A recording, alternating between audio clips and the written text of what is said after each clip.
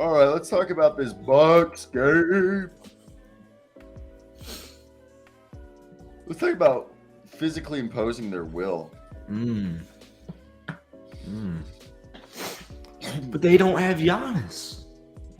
It don't matter. Let me tell you something funny, right?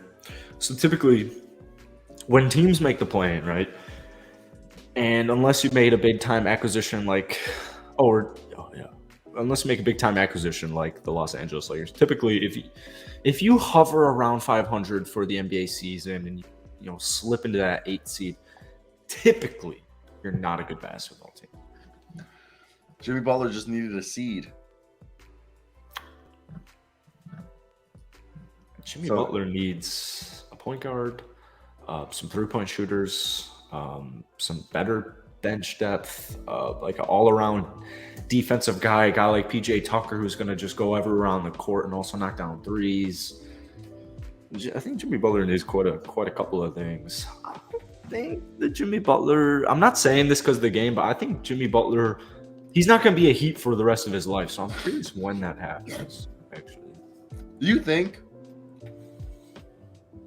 I think he stays with the Heat for the rest of his career. I think so. As it comes down to if Jimmy Butler is willing to let his salary decrease with his age.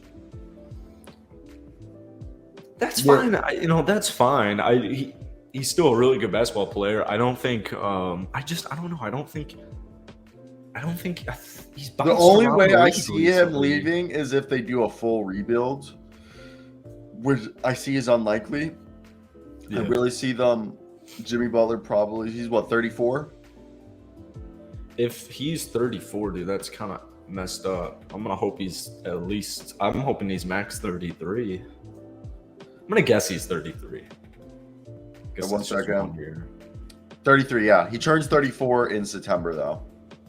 Okay. Yeah, I mean, the Heat need to retool. He has a 5-year window. He has a 5-year window of good years left.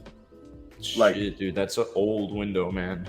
That's a big window. I don't know if we got that. You assume in those 5 years he would eventually become the second guy and then eventually the third guy in touches. You know what I mean? And he would just stay there as a leader. Okay. Does that make sense? Because he screams Heat culture. You saw how long they kept Udonis Haslem. You saw how long they kept D Wade. They'd keep Jimmy Butler till he retires to keep the culture. Yeah, not everybody, cough, cough, Minnesota can appreciate Jimmy Butler's dedication to the game. But they need some help, man. Yeah, no, I think definitely if Jimmy Butler were going to stay there for the rest of his career, Bam Adebayo and somebody else would have to supplant him as the two best players on the team.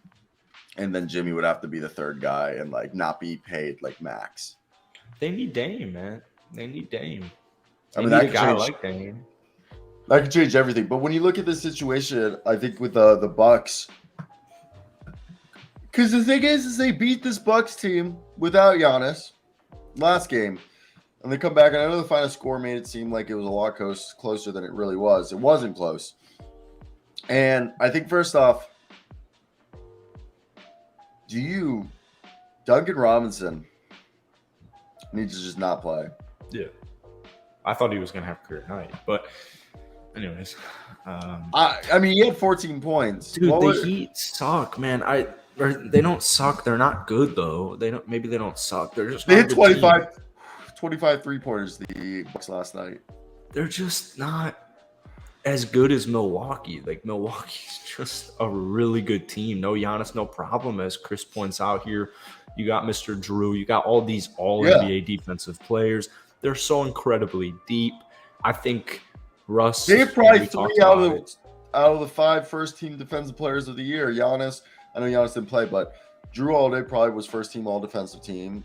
And so was freaking Brook Lopez. Brook probably got pushed to second because of Jaren. But Brook would have been, or, some people might have said should. And then you got Giannis. You got 3 guys who were at least all defensive team members on the Bucks. Defense wins championships, baby. So, yeah, man, I still got Bucks in 5. I'm pretty shocked. Miami snagged one. It had to be Rust. You want to hear Duncan Robinson was was one of 4 players to finish plus box minus score for the Heat. Yeah, Heat, flawed statistic.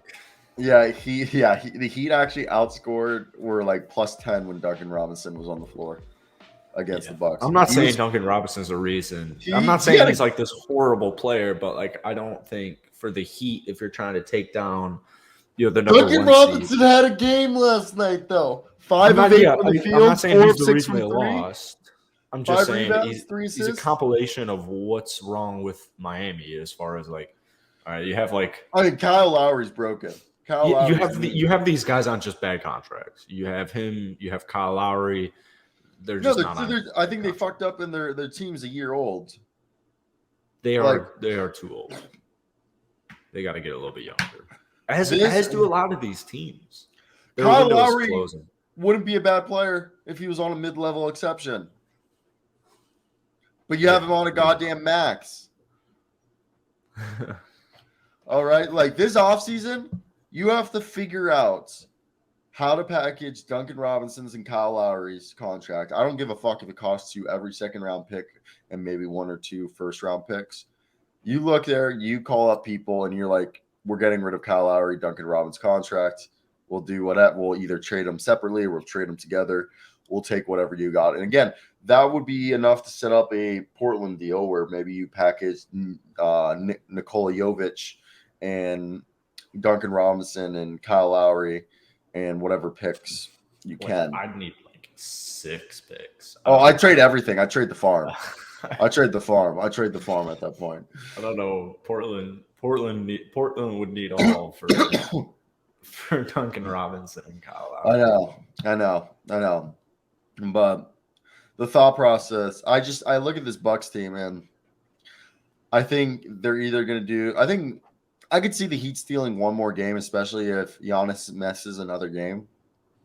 Yeah, that's fine. But I see this being going to game 6 at most. Bucks win it. You agree? Yeah. All right, let's switch over to the Memphis Grizzlies. What did you take away from that game? And were you shocked by the turn of events? What were I remember you texted in the group chat that it was a Xavier Tillman party or something like that. I think you said that or Luke said that. Someone said I think Luke said revenge game. Let me pull it up right here. I said that's gay as fuck, not gonna lie. That was my response to it. I didn't watch the game live, so I had to watch it this morning.